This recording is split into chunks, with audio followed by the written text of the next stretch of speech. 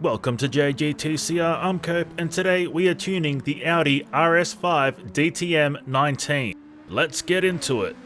This Audi race car is extremely fast in factory trim. There is so much downforce that many turns can be taken with the foot completely to the floor. Not only that, when it comes to cornering, we only need about 50% of the ability to turn. The handling is incredible and extremely sensitive. Some would even say, too sensitive. With the steering being so responsive, it can take some getting used to. The learning curve is steep and we can oftentimes find ourselves unintentionally cutting corners and going wide on corner exits as we correct our vehicle. There is no doubt this is 100% a trust the downforce kind of car. The power delivery is very aggressive in the lower gears. First, second and third gear seem to be a touch too wheel spinny for use. Third gear itself seems to be the power gear and is the lowest gear that should be used for racing on most circuits. When it comes to braking, this Audi is awesome. It is very stable under braking in all conditions. We have to be working considerably hard to destabilize this car under brakes. Let's jump ahead and collect our time.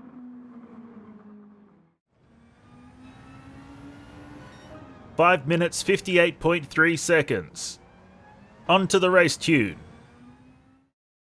Nothing out of the ordinary for the tune for the RS5 Turbo. Our suspension settings are softer at the rear than at the front. Our differential settings have been reduced quite a bit due to the aggressive nature of the power delivery. We tinkered with the downforce to keep this Audi pinned to the road, and our top speed was bumped up to 360 to try and take some of the bite out of that power delivery. Let's test it out on track. The RS5 DTM does not have many modifications available, so the improvement is mild. The handling is very similar, quite sharp and always at the ready to respond. There has been a significant increase in power, so it does suffer more from oversteer moments. When wheel spin does occur, it is far more detrimental to the drive feel, and the time we lose while wheel spinning is much more significant. In our tune, we added more downforce and softened the rear suspension. This has made traction loss more controllable, but it is still a factor. The tail end can still step out hard and the snapbacks are violent. The brakes are still incredibly stable and have no issues whatsoever. Let's collect our time.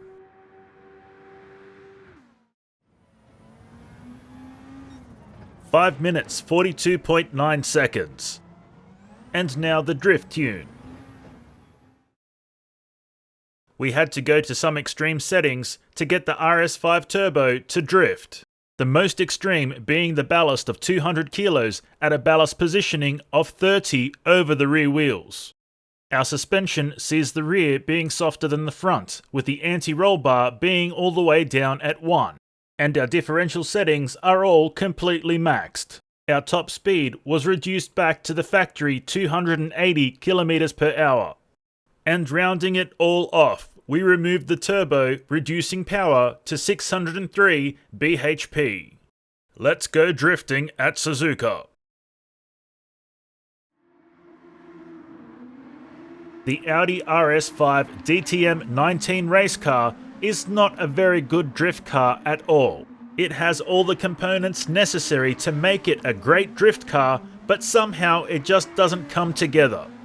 When racing this Audi, the steering is sensitive and accurate. These are very much wanted traits in a drift car. However, something gets lost in translation. What we end up with is a very twitchy and jittery steering system. This leaves us constantly adjusting our steering input and doesn't allow us to settle into the drift. This also makes our speed, line and angle difficult to tinker with mid-drift. The power and power delivery is too aggressive, but it does help us stay out of trouble when the front end decides to start playing up. The combination of sensitive steering and aggressive power delivery is not great for the drive feel while drifting this Audi. And at the end of the day, while it is possible, it's not pleasant.